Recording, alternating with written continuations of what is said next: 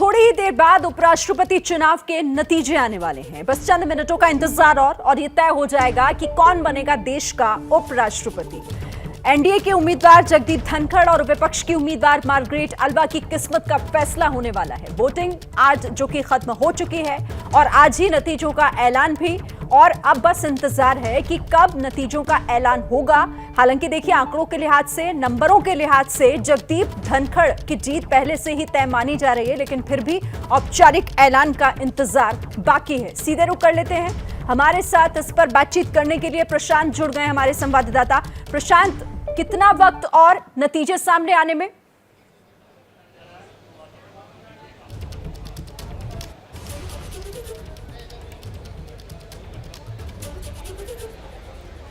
प्रशांत, आप तक मेरी आवाज पहुंच रही है? जी जी जी, आपने क्या मैं जानना चाह रही हूं प्रशांत कि अभी कितना वक्त और नतीजों के सामने आने में, ऑफिशियल अभी कब तक इसका आधिकारिक ऐलान हो जाएगा? जी देखिए शिरीन, 6 बजे करीब ये मतगणना शुरू हुई है और उम्मीद ये की जा रही थी कि करीब 1-1.25 घंटे में ये मतगणना खत्म होगी और 7:30 के आसपास जो लोकसभा के महासचिव हैं वो उत्पल कुमार सिंह, वो एक प्रेस कॉन्फ्रेंस करेंगे और उसी में उसका रिजल्ट की घोषणा की जाएगी। लेकिन मैं इस वक्त शिरीन मौजूद हूँ प्रहलाद जोशी, जो संसदीय कार्य मंत्री हैं, प्रहलाद जोशी के घर पर, जो जगदीप धनखड़ का ये कार्यालय हुआ करता था। और आप मेरे पीछे एक कुर्सी देख रही हैं जिस पर तौलिया रखा हुआ है। यहीं पर जगदीप धनखड़ लोगों से आकर मिलते थे इतने दिनों तक, जो लोग उनसे मुलाकात करने आते थे। और आज भी उम्मीद ये की जा रही है कि रिजल्ट जब अनाउंस होगा और जब प्रधानमंत्री नरेंद्र मोदी यहाँ पर आएंगे, गृह मंत्री अमित शाह आएंगे, उनसे मुलाकात करेंगे घर के भीतर। उनसे मुलाकात करने के बाद जगदीप धनखड़ यहाँ पर आकर आम लोगों से संभवतः मिलेंगे, उनसे मुलाकात करेंगे, उनकी शुभकामनाएं स्वीकार करेंगे। लेकिन यहाँ पर प्रहलाद जोशी के घर पर इंतजार इस बात का है कि जल्द से जल्द रिजल्ट अनाउंस हो। जैसा मैंने कहा कि 7:30 के आसपास प्रेस कॉन्फ्रेंस शुरू होने की संभावना है, जिसके बाद यहाँ पर तमाम नेताओं का तांता लगने वाला है मिलने के लिए, शुभकामनाएं देने के लिए। और सबसे पहले खुद प्रधानमंत्री नरेंद्र मोदी यहाँ पर आएंगे। जैसा उन्होंने राष्ट्रपति जब द्रौपदी मुर्मू ने चुनाव जीता था, उस वक्त भी सबसे पहले बधाई देने वालों में प्रधानमंत्री खुद उनके घर पर पहुँचे थे और उन्होंने बधाई दी थी। लेकिन 1-2-3 चीज़ें जो दिलचस्प चीज़ें इस बार होने जा रही है, जो उम्मीद चूँकि संख्या बल बिल्कुल जगदीप धनखड़ के फेवर में है, उनको माना जा रहा है कि उनकी जीत तय है। ऐसा पहली बार होगा कि इस देश में राष्ट्रपति, प्रधानमंत्री और उपराष्ट्रपति, जगदीप धनखड़ की हम जीत अगर तय माने तो ये तीनों नेता आज़ादी के बाद पैदा होंगे। अभी कुछ देर पहले मेरी एक बीजेपी नेता से बात हो रही थी, उन्होंने इस बात की ओर इशारा किया और ये बड़ा ही दिलचस्प संयोग है कि तीनों नेता, पहली बार ऐसा होगा कि आज़ादी के बाद आज़ाद भारत में तीनों पैदा हुए होंगे। तो एक जैसा मैंने कहा कि एक दिलचस्प सहयोग है और जिसको मैं दर्शकों के साथ शेयर करना चाहता था। उम्मीद ये की जा रही है कि अब से थोड़ी देर बाद रिजल्ट का ठीक है प्रशांत, आप दिलचस्प जानकारी दे रहे हैं। आगे भी हम आपसे बात करेंगे इस बड़ी खबर पर। लगातार आप हमारे दर्शकों तक हर अपडेट पहुंचाते रहिएगा। तो उपराष्ट्रपति चुनाव के नतीजे आने में बस थोड़ा सा इंतजार और करना होगा। शाम 7:30 बजे चुनाव के नतीजे आएंगे, जैसा प्रशांत जानकारी दे रहे हैं। तो देखिए, कौन बनेगा उपराष्ट्रपति, इस सवाल का जवाब अब से थोड़ी ही देर बाद मिलने जा रहा है। और उम्मीद इस बात को लेकर की जा रही है कि लगभग थोड़ा सा इंतजार आपको और करना होगा जब काउंटिंग खत्म होगी और नतीजे सामने होंगे। आंकड़ों के लिहाज से, नंबरों के लिहाज से हालांकि पहले से ही एनडीए के उम्मीदवार जगदीप धनखड़ की जीत तय मानी जा रही है, लेकिन इसके आधिकारिक ऐलान का इंतजार अभी करना होगा। और शाम 7:30 बजे बताया जा रहा है कि नतीजे सामने आ जाएंगे, क्योंकि वोटों की गिनती जारी है। तो थोड़ी ही देर में चुनाव के नतीजे घोषित होंगे।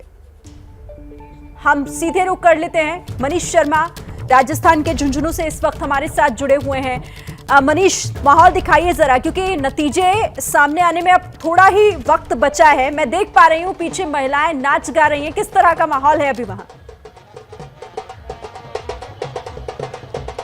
जी बिल्कुल, नतीजे कुछ देर में आएंगे, लेकिन जश्न यहाँ पर शुरू हो चुका है।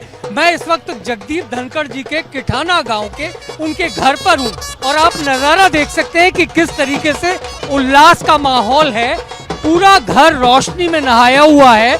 महिलाएं जो है, जिसमें परिवार की महिलाएं भी शामिल हैं, गांव की महिलाएं भी शामिल हैं, और ये तमाम लोग ढप और चंग के ताल पर अपने ताल मिला रहे हैं। पूरा नज़ारा देखने लायक है, क्योंकि ऐसा लगता है पूरा किठाना गांव अपने लाडले सपूत के स्वागत में, उसकी जीत के जश्न के लिए यहाँ पहुँचा हुआ है। ये तमाम लोग यहाँ इस वक्त मौजूद हैं जो गांव के रहने वाले हैं। इनमें से बहुत से ऐसे हैं जिन्होंने जगदीप धनखड़ जी के साथ पढ़ाई की है, कुछ ऐसे लोग हैं जो उनके साथ लंबे समय तक जुड़े रहे। ऐसे तमाम लोगों की भीड़, और शिरीन कुछ देर बाद यहाँ पर आतिशबाजी भी होने वाली है और इस पूरे माहौल में मिठाइयाँ बांटी जाएंगी, जश्न होगा, ढोल नगाड़े की आवाज़ हम लगातार सुन रहे हैं दोपहर से। तो कुल मिलाकर एक उत्सव, एक दिवाली का सा माहौल है, क्योंकि शेखावाटी इलाके से आने वाले जगदीप धनखड़ कुछ ही देर बाद देश के उपराष्ट्रपति बनेंगे और एक अलग, जिसको कहा जा सकता है, माहौल जो पूरा इस बात को साबित करता है कि कितना उत्साह है लोगों में, किस तरीके से लोग इस खुशी को मनाने के लिए यहाँ आए हैं। मैं शिरीन अपने दर्शकों को वो घर भी दिखाना चाहूँगा जो इस वक्त रोशनी में नहाया हुआ है और सजावट की गई है। यहाँ पर आप देख सकते हैं रंग बिरंगी रोशनी है, आतिशबाजी का, कुछ ही देर में यहाँ पर आतिशबाजी होगी, मिठाइयाँ भी बांटी जाएंगी। लेकिन कुल मिलाकर के जगदीप धनखड़ के गांव आगे भी में हम आपके जरिए तस्वीरें अपने दर्शकों को दिखाते रहेंगे। तो ये पैतृक घर जहां पर जश्न की तैयारियां शुरू हो चुकी हैं। पत्राचौल घोटाले में शिवसेना नेता संजय राउत समेत उनके परिवार पर ईडी का शिकंजा कसता जा रहा है। राउत के सहयोगियों की मुश्किलें बढ़ती जा रही हैं। आज संजय राउत की पत्नी वर्षा राउत पहली बार पूछताछ के लिए ईडी दफ्तर में पेश हुई। ये तस्वीरें उस वक्त की हैं जब शिवसेना सांसद संजय राउत की पत्नी वर्षा राउत पूछताछ के लिए मुंबई के बलाड एस्टेट स्थित ईडी दफ्तर पहुंची। सफेद रंग की इनोवा कार से सुबह करीब 10:30 बजे वर्षा राउत ईडी दफ्तर पहुंची थी। देख सकते हैं कि आप ये जो गाड़ी आ रही है, इसी गाड़ी में वर्षा राउत हैं। आज वर्षा राउत को पूछताछ के लिए ईडी ने समन्स किया है। देखिए, आपको बता दें कि ईडी ने अपने रिमांड्स में बताया था कि कैसे वर्षा राउत के अकाउंट्स में कई सारे पैसे आए थे। उन पैसों को संदर्भ में, उन अकाउंट्स के बारे में कई सारी चीजें ईडी को जाननी है वर्षा राउत से। इसी वजह से वर्षा राउत को समन्स किया गया है। ईडी ने अदालत को बताया था कि संजय राउत और उनके परिवार को पत्राचौल घोटाले में 1 करोड़ रुपए से अधिक की रकम मिली थी। वर्षा राउत के मुंबई के दादर वाले एक फ्लैट और अलीबाग में किहिम बीच पर 8 प्लॉट की जांच की जा रही है। ये प्रॉपर्टी वर्षा राउत और स्वप्ना पाटकर ने खरीदी थी।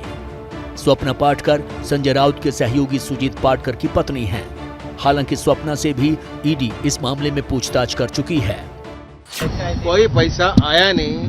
1 करोड़ 6 लाख रुपए का एंट्री दिखा रहे, वो भी देखो कोई एंट्री, सब कोई कैश एंट्री नहीं है। जो भी एंट्री है वो चेक से एंट्री है। एक अलीबाग का दिखा रहे, जबरदस्ती से किसी को बुला के 8-9 घंटा बिठा देते हैं। संजय राउत ईडी दफ्तर में पहले से मौजूद थे। सूत्रों का दावा है कि दोनों पति पत्नी को आमने सामने बिठाकर पूछताछ की जा रही है। ईडी ने पत्राचौल घोटाले में संजय राउत को 1 अगस्त को गिरफ्तार किया था और वो 8 अगस्त तक ईडी की हिरासत में हैं। तो देखिए, थोड़ी देर का इंतजार और इसके बाद ये साफ हो जाएगा कि देश को अगला उपराष्ट्रपति कौन मिलने जा रहा है। और इसी पर आप लगातार हर अपडेट एबीपी न्यूज पर देख रहे हैं। देखिए, जगदीप धनखड़ और मार्गरेट अल्वा के बीच ये मुकाबला, जिसके लिए मतदान हुआ और आज ही वोटों की गिनती भी अभी हो रही है। और इंतजार इस बात का है कि वोटों की गिनती जब खत्म हो जाए उसके बाद आधिकारिक ऐलान होगा कि आखिर किसकी जीत हुई है। आंकड़ों के लिहाज से हम बार बार आपको बता रहे हैं कि जगदीप धनखड़, जो कि इस पूरे मुकाबले में उनका पलड़ा भारी है और इसीलिए पहले से ही जश्न की तैयारियां भी शुरू हो गई हैं। आपको तस्वीरें हमने दिखाई उनके पैतृक गांव धनखड़ के पैतृक गांव झुंझुनू की, जहां पर किस तरह से जश्न और नाच गाना, तमाम जो तैयारियां हैं वो मुकम्मल हो चुकी हैं। एक बार फिर आपको लिए चलते हैं प्रशांत, हमारे संवाददाता जो हमारे साथ लगातार बने हुए हैं। प्रशांत, 7:30 का वक्त बताया जा रहा है। आपने भी थोड़ी देर पहले कहा कि थोड़ा सा इंतजार और करना होगा, जिसके बाद ये साफ हो जाएगा कि आधिकारिक ऐलान में कौन विजेता।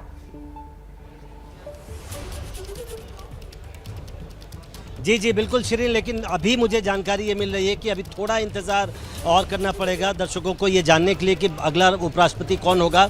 लेकिन जैसा हम जान रहे हैं जगदीप धनखड़ के पक्ष में संख्या बल काफ़ी ज़्यादा है, न सिर्फ बीजेपी की और एनडीए की बल्कि उसके अलावा जिन पार्टियों ने उन्हें समर्थन दिया है उसकी तादाद बहुत ज़्यादा है। वाईएसआर कांग्रेस हो या टीडीपी हो, उसके अलावा बहुजन समाज पार्टी, बीजू जनता दल, तमाम पार्टियों ने समर्थन दिया है और इसलिए उम्मीद ये की जा रही है कि जगदीप धनखड़ को 510 से 515 के बीच में कहीं वोट मिलने चाहिए, जो उम्मीद की जा रही है। और जो मार्गरेट आल्वा हैं उनके लिए सबसे दुखद बात ये रही कि पिछली बार जो ममता बनर्जी की पार्टी है तृणमूल कांग्रेस, उसने सपोर्ट करने का फैसला किया था विपक्ष को, उम्मीदवार को, लेकिन इस बार उनके 34 सांसदों ने, 36 में से 34 सांसदों ने वोट नहीं किया। इसका ऐलान पहले ही ममता बनर्जी कर चुकी थी। तो कुल मिलाकर संख्या बल इतनी ज़्यादा है जगदीप धनखड़ के पक्ष में कि रिजल्ट सबको मालूम है। लेकिन जैसा मैंने कहा, अभी मुझे जानकारी मिल रही है कि थोड़ा सा इंतज़ार संभवतः और भी करना पड़ेगा। आखिरी जो तैयारी होती है वो की जा रही है, जो मतगणना की जो आखिरी चरण होता है उसकी तैयारी पूरी की जा रही है। तो इसके बाद थोड़ा और इंतजार होगा और उसके बाद यहाँ पर हम लोग प्रहलाद जोशी के घर पर, जो जैसा मैंने बताया था पिछली बार कि जगदीप धनखड़ का ये कार्यालय हुआ करता था, वहीं पर मौजूद है जगदीप धनखड़, प्रहलाद जोशी, और इंतजार हो रहा है कि जैसे ही रिजल्ट अनाउंस हो तो प्रधानमंत्री नरेंद्र मोदी यहाँ पर आए और उन्हें शुभकामनाएं दें और उसके बाद बाकी नेता भी आकर उन्हें शुभकामनाएं देंगे। तो थोड़ा सा इंतजार और करना पड़ेगा। ठीक है, जैसे ही कोई अपडेट होगा जल्दी से हमारे दर्शकों तक पहुंचाइएगा। लेकिन मैं फिर से मनीष आपके पास आना चाहती हूँ क्योंकि आपके यहाँ तो जश्न शुरू हो चुका है। थोड़ी देर पहले आप तस्वीरें दिखा रहे थे, बताइए अभी क्या कुछ चल रहा है वहां पर? जी बिल्कुल शिरीन, जश्न तो रुकने का नाम ही नहीं ले रहा। हम सुबह से लगातार देख रहे हैं कि यहाँ पर ये तमाम लोग जो कि उन्हीं के गांव के रहने वाले हैं डांस कर रहे हैं, उनके लिए ढप और चंग बजाया जा रहा है। महिलाओं का समूह अलग डांस कर रहा है। पूरा एक उत्सव का माहौल जगदीप धनखड़ के इस गांव में, इस घर में देखा जा सकता है। ये तमाम लोग वो हैं जो उनके कुटुंबी भी हैं, यानी परिवार के लोग भी हैं, गांव के लोग भी हैं। उनका पूरा परिवार आज भी इस गांव में रहता है। हालांकि जगदीप धनखड़ खुद जयपुर और दिल्ली और उसके बाद जब से वो पश्चिम बंगाल के राज्यपाल बने वो वहाँ रहे, लेकिन एक बड़ा लंबा वक्त उन्होंने अपना बचपन इसी घर में गुजारा है और ये तमाम लोग उनके साथ रहे हैं, उनके साथ हमेशा उनका यहाँ पर जुड़ाव रहा है। और ऐसे लोगों के बीच लोग अपने सपूत के लिए यहाँ पर जश्न मनाने के लिए जमा है। महिलाओं का नृत्य लगातार चल रहा है और बस इंतजार है कि जैसे ही रिजल्ट अनाउंस हो तो यहाँ पर आतिशबाजी होने वाली है, मिठाइयाँ बांटी जाएंगी।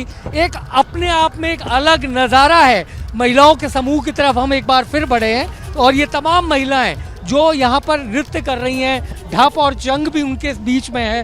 तो एक अद्भुत नज़ारा कहा जा सकता है इस किठाना गांव में कि किस तरीके से महिलाओं में जगदीप धनखड़ और उनके परिवार को लेकर जिस तरीके का उत्साह दिख रहा है वो मानो कम होने का नाम ही नहीं ले रहा।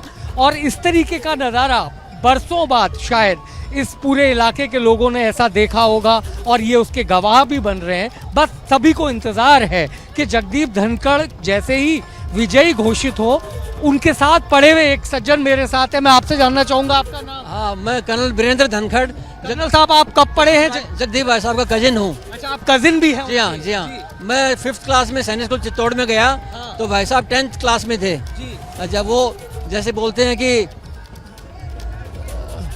शुरू से ही बहुत कुशाग्र बुद्धि और मेहनती प्रतिभावान थे। अब कैसा लग रहा है यह माहौल? तो अपने आप सारी बात बेहद खुशी, बेहद गौरव का महसूस कर रहे हैं और वो बहुत ख्याति प्राप्त कर रहे हैं। वो डिजर्व करते हैं, डिजर्व करते हैं। खास बात यह है कि जगदीप धनखड़ पढ़ने लिखने में शुरू से बेहद होशियार रहे हैं और कुल मिलाकर के ये एक अलग नज़ारा उनके घर पर हम देख सकते हैं। अलग नज़ारा, क्योंकि ये दिन काफी अलग है और इन लोगों के लिए उत्साह जाहिर तौर पर दिखाई दे रहा है कि कैसे इंतजार सभी को है कि जल्द से जल्द नतीजे सामने आ जाए।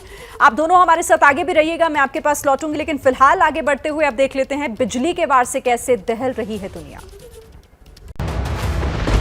महाशक्ति के पावर सेंटर पर कुदरत का प्रहार। व्हाइट हाउस के करीब बिजली गिरने से 3 की मौत। कुदरत के आगे पस्त हुआ अमेरिका।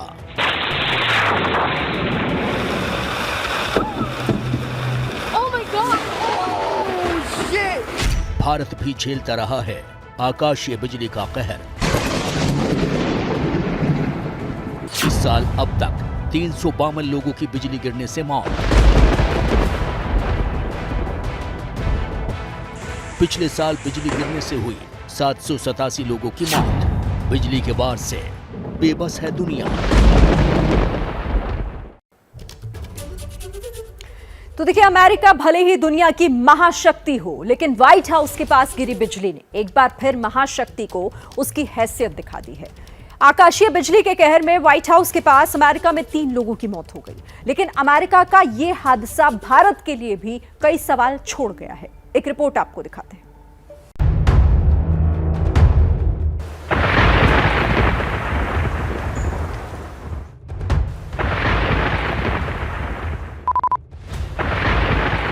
कैमरों में कैद हुई इन तस्वीरों ने आकाशीय बिजली के खौफ को दिखाया है। ये बिजली गिरना सुर्खियां इसलिए बन गया क्योंकि ये तस्वीरें दुनिया की महाशक्ति के पावर सेंटर कहे जाने वाले व्हाइट हाउस के पास गिरी है। इसी व्हाइट हाउस में अमेरिकी राष्ट्रपति रहते हैं। ये है उन 2 लोगों की तस्वीरें जो इस हादसे का शिकार हुए। जेम्स मुलर और डोना अपनी 56वीं सालगिरह पर बिजली गिरने का शिकार हुए।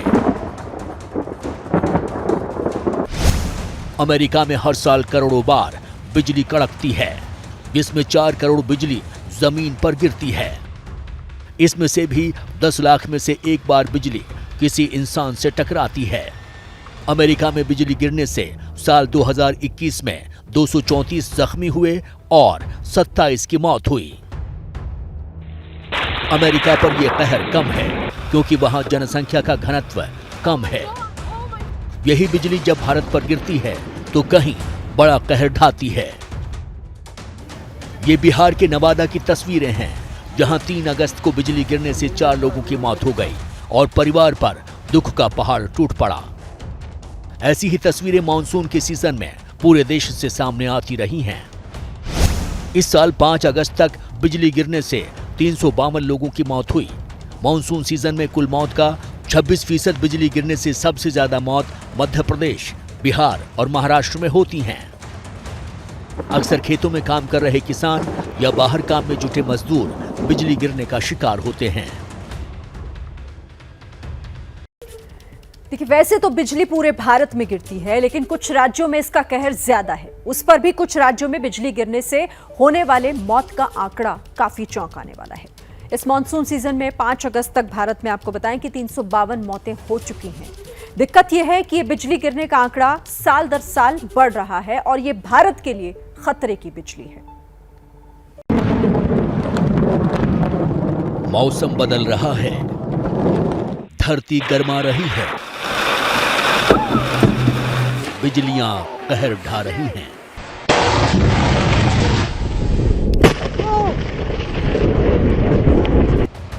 कुछ दिन पहले ही जारी हुई एनुअल लाइटनिंग रिपोर्ट के मुताबिक गोवा में बिजली गिरने की घटनाएं 338% बढ़ गई हैं। पुदुचेरी में बिजली गिरना 80% बढ़ गया है। हिमाचल पर बिजली की मार 66% ज्यादा पड़ रही है। कर्नाटक पर बिजली का प्रहार 68% ज्यादा हो गया है।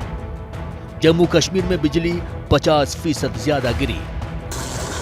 ये report climate resilient observing system promotion council और भारतीय मौसम विज्ञान विभाग ने मिलकर बनाई है। ये आंकड़े पिछले साल के मुताबिक है। रिपोर्ट के मुताबिक आसमानी बिजली गिरने के देश में सबसे ज्यादा घटनाएं मध्य प्रदेश में हो रही हैं। अप्रैल 2021 से मार्च 2022 तक एमपी में 6,55,788 बार बिजली गिरी। एमपी में बिजली गिरने की घटनाएं सालाना 13.85% की दर से बढ़ रही हैं। ऐसा सिर्फ एमपी में नहीं हो रहा है, बल्कि भारत में बिजली गिरने की घटनाएं बीते 52 वर्ष में 38% तक बढ़ गई हैं। मौसम विज्ञानियों का कहना है कि बिजली भी 2 तरह की होती है, एक बादल से बादल में जाने वाली और दूसरी बादल से धरती पर गिरने वाली। बादल से धरती पर गिरने वाली बिजली की घटनाओं में 17% की वृद्धि हुई है। इसमें बादल से बादल में जाने वाली बिजली की घटनाएं 44% बढ़ी हैं। भारत में बिजली गिरने की घटनाएं बढ़ना खतरे की घड़ी में है, क्योंकि भारत में पहले ही बिजली गिरने से मौत का आंकड़ा काफी बड़ा है। साल 2021 में अमेरिका में बिजली गिरने से मौत 27, जबकि भारत में बिजली गिरने से मौत 787। फर्क साफ है, इसकी वजह भी साफ है। भारत में आकाशीय बिजली से निपटने की पूरी तैयारी नहीं है। बहुत सी निजी इमारतों पर आज भी त्वरित चालक नहीं लगे। भारत की बड़ी आबादी बिजली से सुरक्षित नहीं। बिजली से बचने के लिए लोगों में जागरूकता नहीं। आइए अब हम आपको बताते हैं कि आसमान में कड़कने वाली बिजली आखिर गिरती कैसे है। आसमान में बादलों के बीच जब ज्यादा गर्मी और ज्यादा नमी हो जाती है तो उसके मिलने से थंडर क्लाउड बनता है। और साथ ही आपको यह भी जानकारी दे दें कि इसके कारण जमीन से ऊपर आसमान में 8 से 10 किलोमीटर की ऊंचाई पर बादलों के बीच तूफान आता है और इससे बादलों के निचले हिस्से में नेगेटिव चार्ज होता है, तो बादलों के जो ऊपरी हिस्से हैं उसमें पॉजिटिव चार्ज होता है। और इन्हीं दोनों नेगेटिव और पॉजिटिव चार्ज में दूसरी जो दूरी है वो कम होने पर बिजली तैयार होती है और वही बिजली कंडक्टर की तलाश में नीचे धरती पर गिरती है, जिससे काफी भयंकर नुकसान होता है। कोई मोबाइल, वॉच टावर या ऐसी चार्ज होने वाली चीजें आसमानी बिजली का गुड कंडक्टर बन जाती हैं। तो ऐसे में जब आसमान में बादल गरजे और बिजली कड़के, तब ये जरूरी है कि आप खुले आसमान के नीचे रहने या फिर बिजली के किसी कंडक्टर के करीब आने से जरूर बचिए।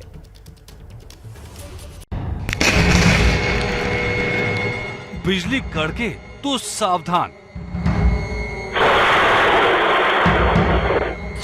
आसमान से उतरती है मौत,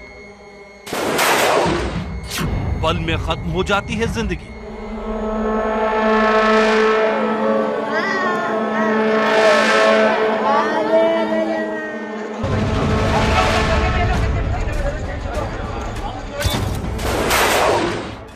ये तस्वीरें भूले नहीं होंगे आप। पिछले साल गुरुग्राम से ये तस्वीरें सामने आई थी, जिसमें पेड़ के नीचे खड़े 4 लोग झट से आसमानी बिजली का शिकार हो गए थे।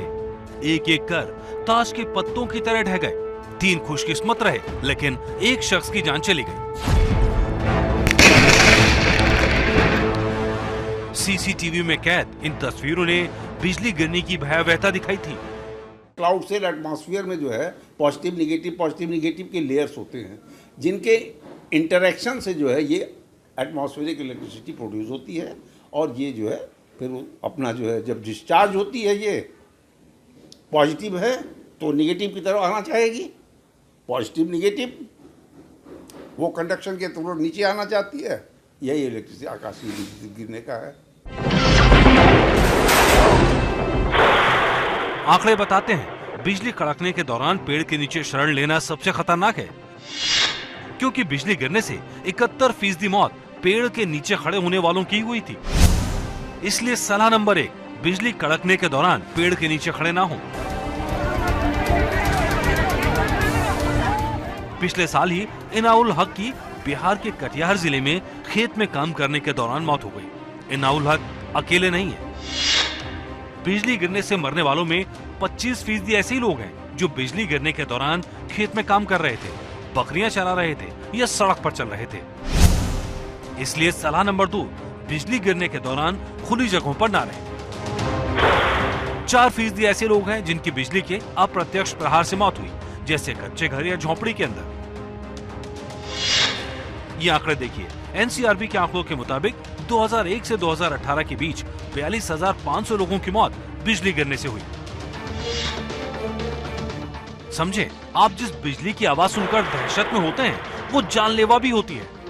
भारत के पूर्वी हिस्से जैसे ओडिशा, पश्चिम बंगाल, झारखंड और उत्तर पूर्वी राज्य सबसे ज्यादा बिजली गिरने से प्रभावित होते रहे। अधिकांश मौतों की वजह आकाश से बिजली गिरने को हल्के में लेना था। ऐसे में सवाल है, क्या करें? एक्सपर्ट की कुछ सलाहों पर ध्यान दीजिए।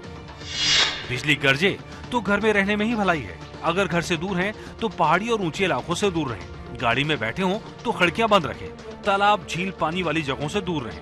कुछ और सलाह भी हैं, जैसे बिजली गिरने के दौरान जमीन के बल कभी न लेटें, चट्टान के नीचे शरण न लें, तारों से दूर रहें, ग्रुप में हो तो अलग हो जाएं। आमतौर पर शहरों में जो इमारतें बनाई जा रही हैं, वो बिजली गिरने से नुकसान को टाल देती है, लेकिन ग्रामीण इलाकों में जागरूकता की कमी दिखाई पड़ती है। यही वजह है बिजली गिरने से नुकसान के सिर्फ 4% मामले शहरी इलाकों में होते हैं, जबकि 96% नुकसान ग्रामीण इलाकों में होता है। हर साल देश में बिजली गिरने की लाखों नहीं करोड़ों घटनाएं होती हैं, इसलिए सावधानी में ही समझदारी है। और उपराष्ट्रपति चुनावों से जुड़ी एक बड़ी खबर आपको बता देते हैं। खबर मिल रही है कि काउंटिंग खत्म हो गई है और थोड़ी ही देर में बस नतीजों का ऐलान होना बाकी है। तो उपराष्ट्रपति चुनाव के लिए जो काउंटिंग चल रही थी वो खत्म हो गई है। इस वक्त की बड़ी खबर, काउंटिंग खत्म हो गई है। आज ही चुनाव हुआ है, आज ही काउंटिंग और उसके साथ ही नतीजों का ऐलान भी आज ही होगा।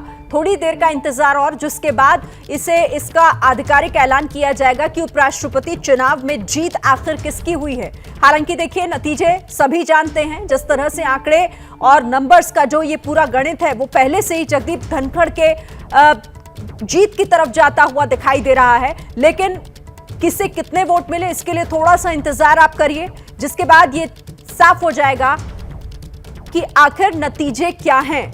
सूत्र जो जानकारी दे रहे हैं, जगदीप धनखड़ को 528 वोट मिले हैं और मार्गरेट अल्वा को महज 182 वोट ही मिले हैं, जो सूत्रों के हिसाब से जानकारी मिल रही है। नीरज पांडे हमारे साथ जुड़े हुए हैं, उनका सीधा रुख कर लेते हैं। नीरज, बताया जा रहा है काउंटिंग खत्म हो गई है, कितनी देर में नतीजों का ऐलान?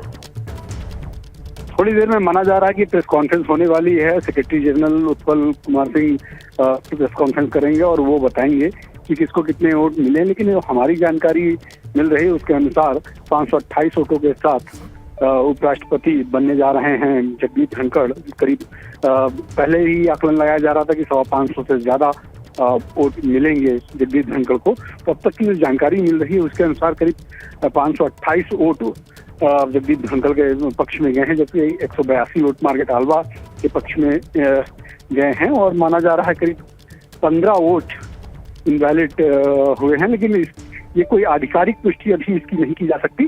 थोड़ी देर में जैसे ही उत्पल कुमार सिंह प्रेस कॉन्फ्रेंस करेंगे उसके बाद ही ये साफ हो जाएगा कि एक्चुअल में क्या है। लेकिन अभी तक जो हमारी सोर्सेज से जानकारी मिली है हमको, उसके आधार पर ये जानकारी हम साझा कर रहे हैं अपने दर्शकों से। करीब 528 वोटों के साथ जगदीप धनखड़ भारत के उपराष्ट्रपति बनने जा रहे हैं।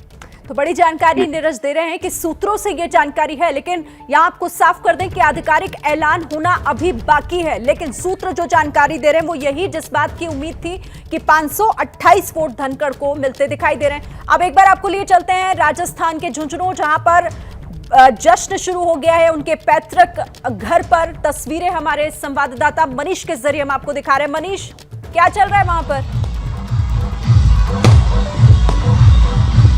जी शिरीन, आप तस्वीरों में देख सकते हैं क्या कुछ चल रहा है। नतीजे आने से पहले जिस तरीके से जीत तय मानी जा रही थी, ये पूरा माहौल, जबरदस्त आतिशबाजी, डीजे, इसके अलावा डांस, मस्ती, ये तमाम चीजें यहाँ जगदीप धनखड़ के घर पे हमको देखने को मिल रही हैं। आप खुद देख सकते हैं लोगों में जबरदस्त उत्साह है और यहाँ पर सैकड़ों लोग जमा है उनके घर पर और डांस मस्ती के बीच ये आतिशबाजी का दौर आप देख सकते हैं कि लगातार यहाँ पे आतिशबाजी चल रही है।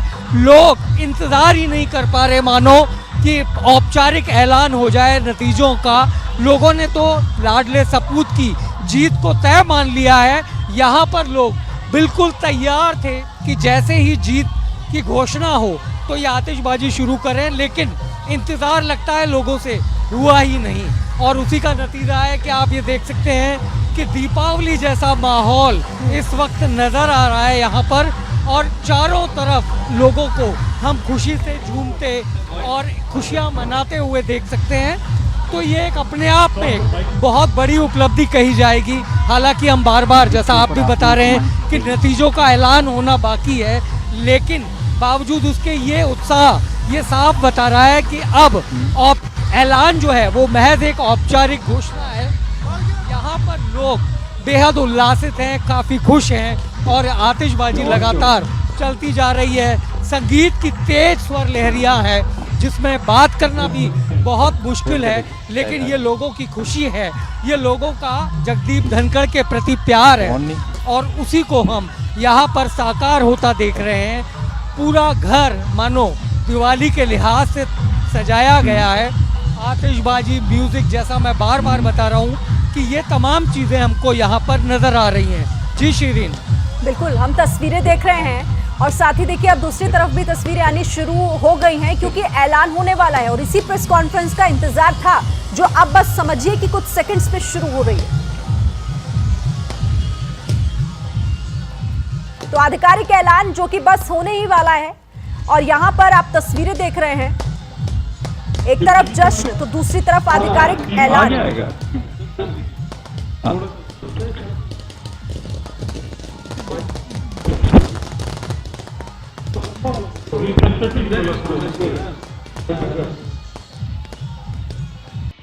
ये हैं शर्मा जी, जो रात का खाना और देश दुनिया की सुर्खियां दोनों लेते हैं सुमित अवस्थी के साथ। अब ये हैं इनके पड़ोसी बैनर्जी साहब।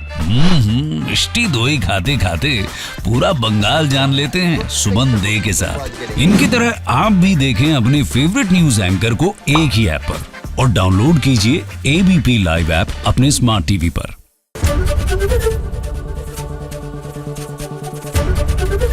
एबीपी न्यूज आपको रखे आगे।